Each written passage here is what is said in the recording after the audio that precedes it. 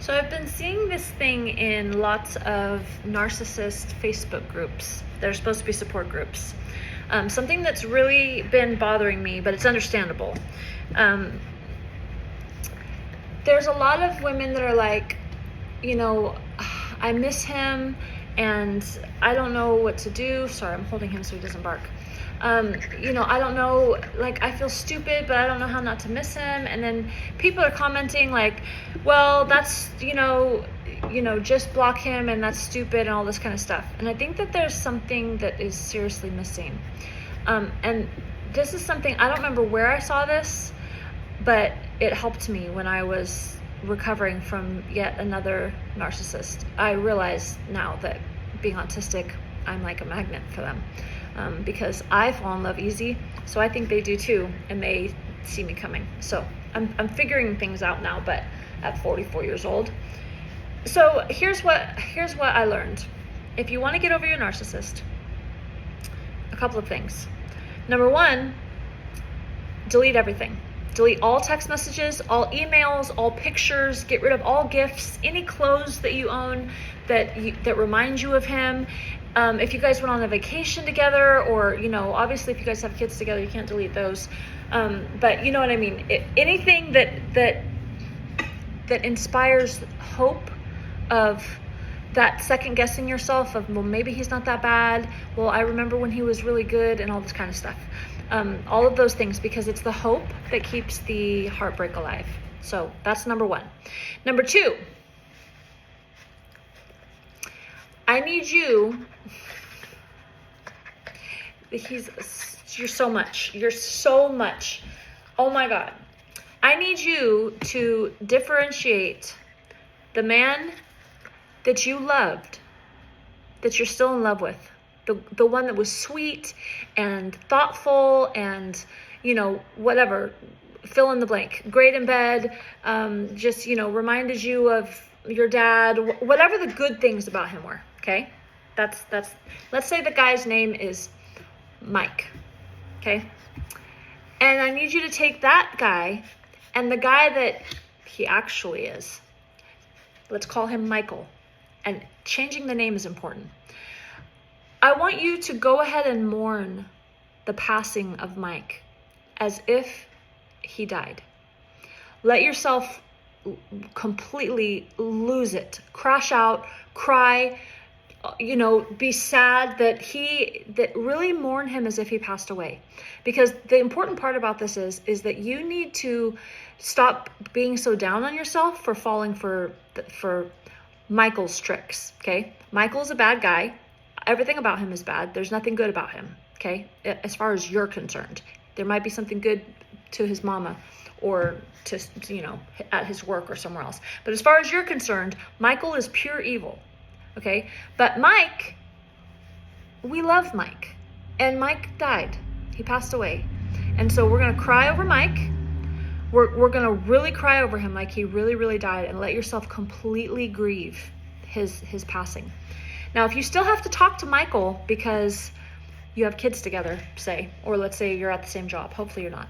If you guys are at the same job, if you can move, just move. If you can move cities, whatever you need to do to get away from Michael, the bad guy, do that.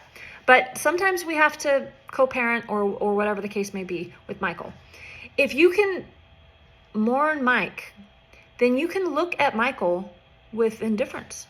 He's just a guy that you have to deal with, and you don't really know him that well, truth.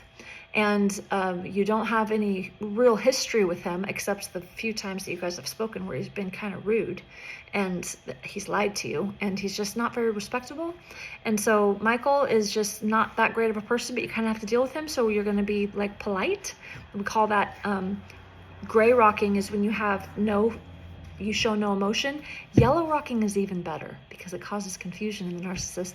Yellow rocking is just being pleasant, using your professional tone, your professional voice. You keep things very surface level as far as what you talk about and how you interact.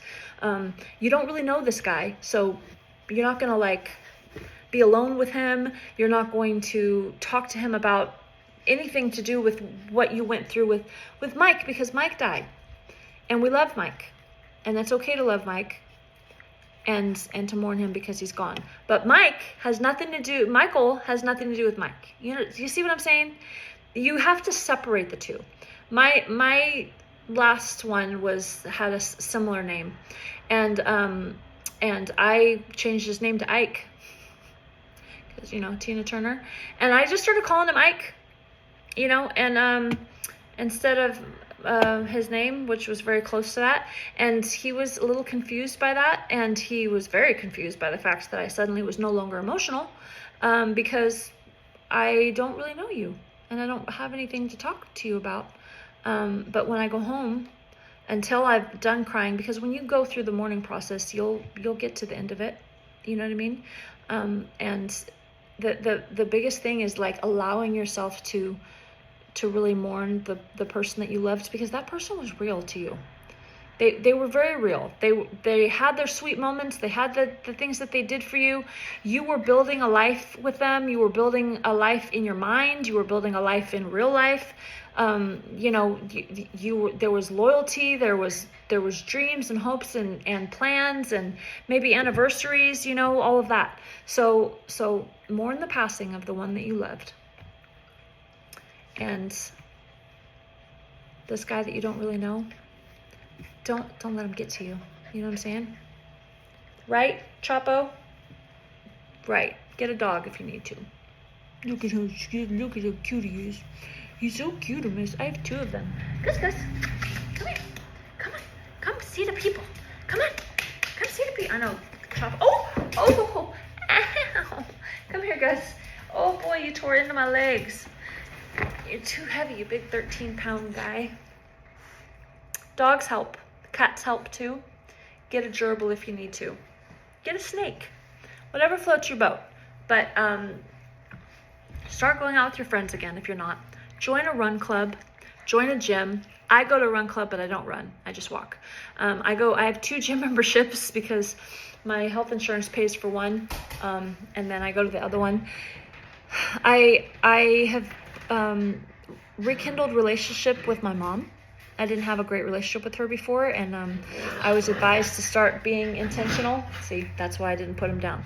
I was advised to start being intentional about my relationship with my mom, and she loves it. We come from completely different backgrounds. Really, I know she's my mom, but I left home when I was still a kid, and so that's been beautiful. I have made myself busy doing things that I used to love, and some new things that I'm inspired to do.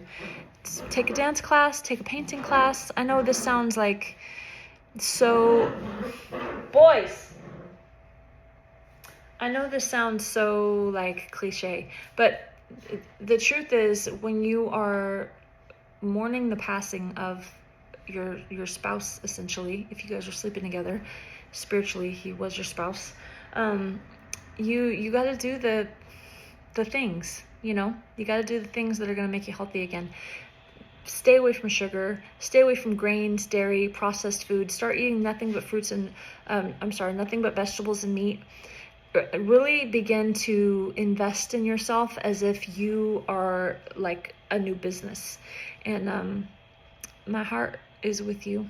And let me just speak a blessing over you. Father, I pray that anybody within the sound of my voice that is watching this, that you will give them wisdom on how to navigate this heartbreak, on how to move past it, on how to start over again, and to allow you to heal them. And I pray, God, that your word would just do a work in them, and that they would be healed completely so that they can once again someday be able to be in a relationship again, just as I know that I will be.